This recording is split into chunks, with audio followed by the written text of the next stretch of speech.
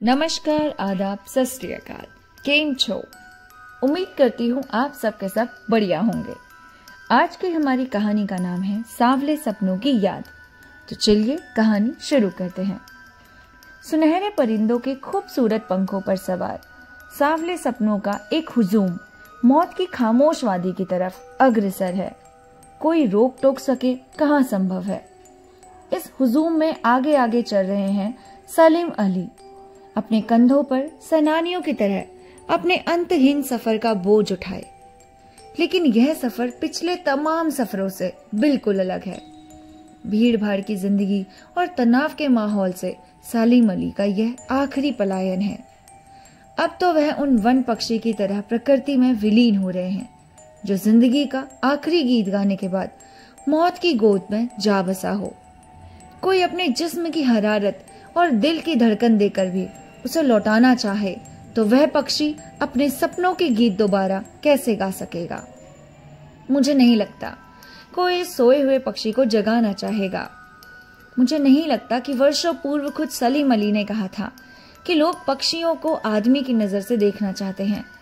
यह उनकी भूल है।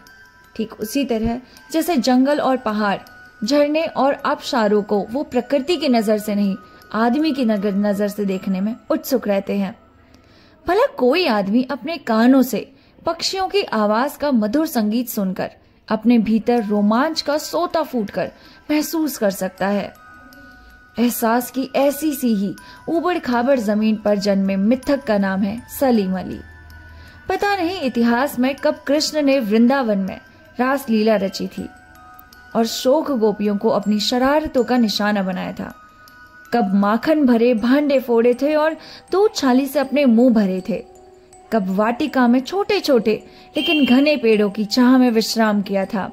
कब दिल की धड़कनों को एकदम से तेज कर देने वाली अंदाज से बंसी बजाई थी। और पता नहीं कब वृंदावन की पूरी दुनिया संगीतमय हो गई थी।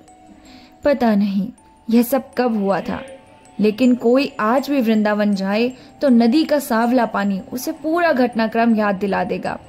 हर सुबह सूरज निकलने से पहले जब पतली गलियों में उत्साह भरी भीड़ नदी की ओर बढ़ने लगती है तो लगता है जैसे उस नदी को चीरकर, उस भीड़ को चीरकर कोई अचानक सामने आ जाएगा और बंसी की मधुर आवाज पर सब किसी की तरह सबके कदम एकदम से थम जाएंगे। हर शाम सूरज ढलने से पहले जब वाटिका का माली सैलानियों को हिदायत देगा तो लगता है जैसे कुछ ही क्षणों में वो कहीं से आ टपकेगा और संगीत का जादू वाटिका के भरे भरे माहौल पर छा जाएगा। वृंदावन कभी कृष्ण की बांसुरी के जादू से खाली हुआ है क्या? मिथकों की दुनिया में इस सवाल का जवाब तलाश करने से पहले एक नजर कमजोर काया वाले उस व्यक्ति पर डाली जाए जिसे हम सलीम अली के नाम से जानते हैं। उम्र को गति तक पहुंचने में थोड़े ही दिन तो बच रहे थे। संभव है लंबे यात्रियों की थकान उनके शरीर को कमजोर कर दे और कैंसर जैसी जानलेवा बीमारी उनकी मौत का कारण बनी हो। लेकिन अंतिम सांस तक, अंतिम मौत तक उनकी आंखों से वह रोशनी छीनने में सफल नहीं हो पाई जो पक्षियों की तलाश और उनकी हिफाजत के प्रति समर्पित थी। सलीम अली की आंखों पर चढ़ी दूरबीन उनकी मौत के बाद ही उतरी थी।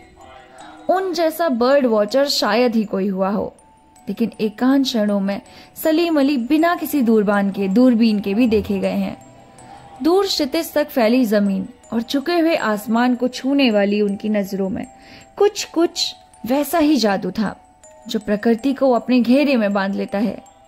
सलीम अली उन लोगों में से थे जो प्रकृति के प्रभाव में आने की बजाय प्रकृति को अपने प्रभाव में लाने में कायल हुए हैं। उनके लिए प्रकृति में हर तरफ एक हंसती खेलती रहस्यमय भरी दुनिया थी।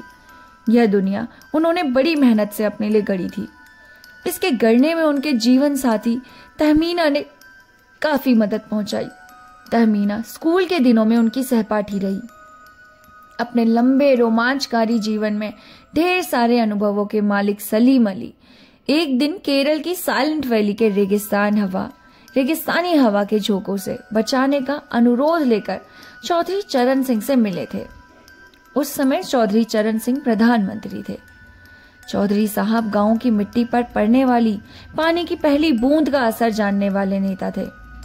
पर्यावरण के संभावित खतरों का जो चित्र सलीम अली ने उनके सामने रखा, उससे उनकी आंखें नम्र हो गई। आज सलीम अली नहीं है, चौधरी साहब भी नहीं है। कौन बचा है जो अब सोंधी माटी पर उगी फसलों के बीच एक नए भारत की नींव रखेगा?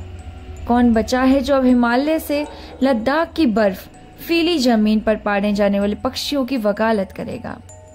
सलीम अली ने अपनी आत्मकथा का नाम रखा था फॉल ऑफ अ स्पैरो। मुझे याद आ गया कि D.H. लॉरेंस की मौत के बाद लोगों ने उनकी पत्नी फ्रीडा लॉरेंस से अनुरोध किया कि अपने पति के बारे में कुछ बताएं।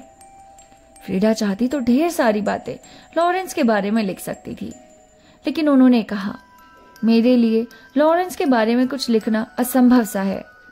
मुझे महसूस होता है मेरी छत पर बैठने वाली गोरैया लॉरेंस के बारे में ढेर सारी बातें जानती है, मुझसे भी ज्यादा जानती है। सचमुच इतना खुला खुला और सादा दिल आदमी था।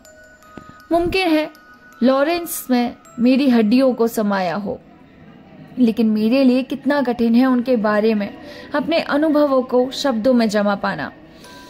मुझे यकीन है मेरी छत पर बैठी गोरैया उनके बारे में और हम दोनों के बारे में मुझसे कहीं ज्यादा जानती है।